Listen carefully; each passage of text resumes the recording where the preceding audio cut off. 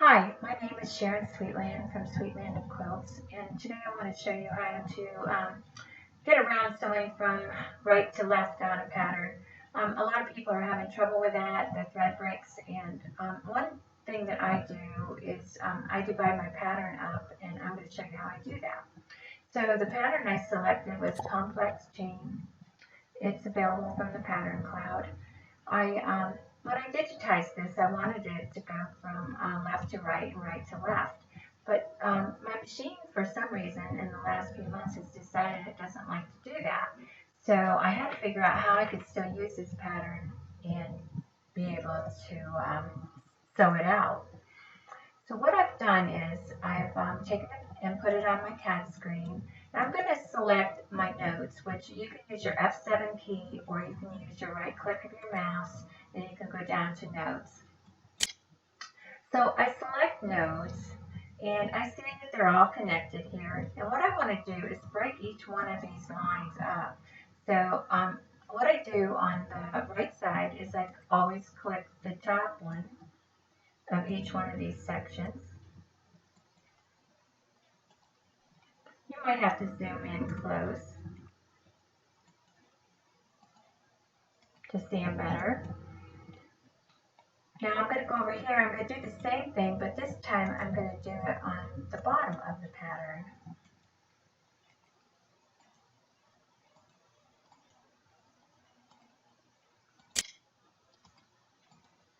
Okay, this should be divided now, and to double check, I can use my arrow buttons on my keyboard, and I can click through each one of these patterns and see if they are separated from each other, and they are. Now they're all individual patterns.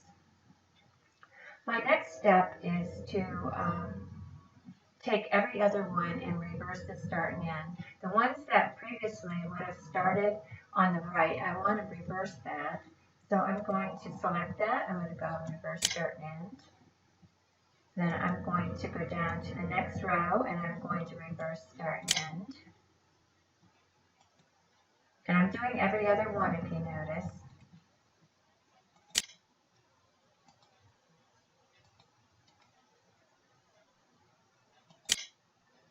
So now if I would like to sew them out, let's see what happens. We can do a virtual stitch out, which we can right click on our CAD screen and go down to virtual stitch out. And we're going to use our plus button on our keyboard and we are going to speed that button up so we can see it. You're going to hear a ding at the end of the row. Okay, that means that it was separated. It's a separated pattern. The machine's going to stop there when it sews.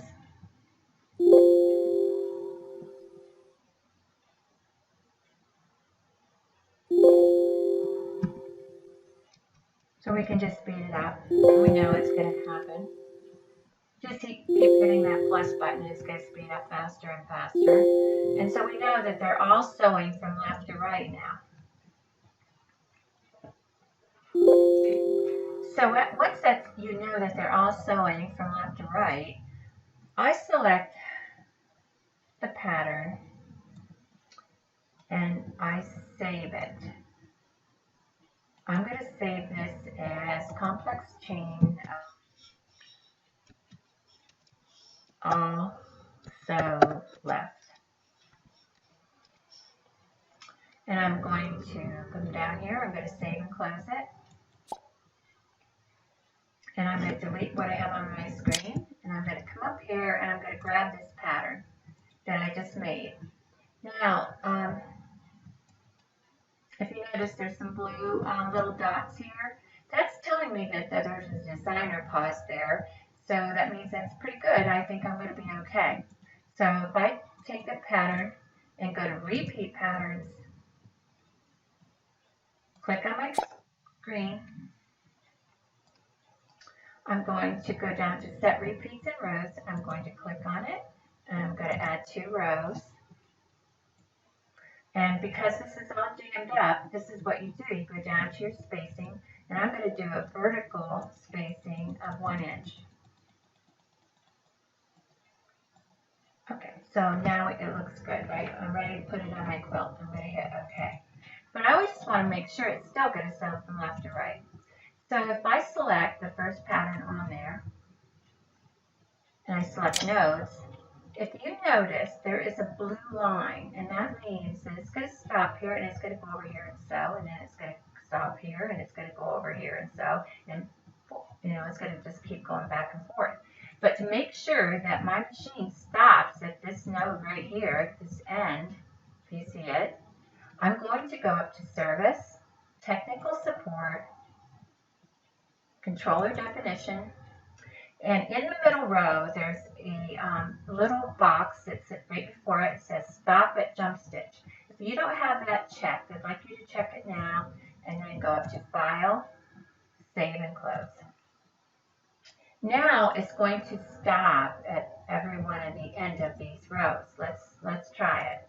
So we're going to do a virtual stitch out.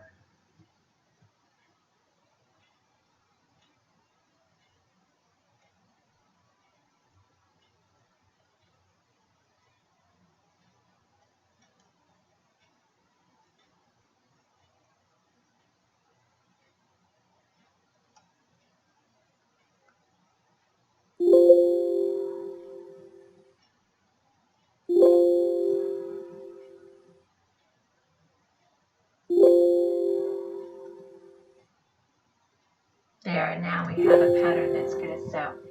So I hope this helps you. I do want to warn you though, if you do this into a boundary, that you will get a lot of backtracking if you use fill. So if you do have to shrink the pattern down, if it's too big, I would go in with nodes and I would shorten it up wherever you need to shorten it up at. If you have any other questions, you can leave something in the comments and I will get back to you. See you next time. Bye.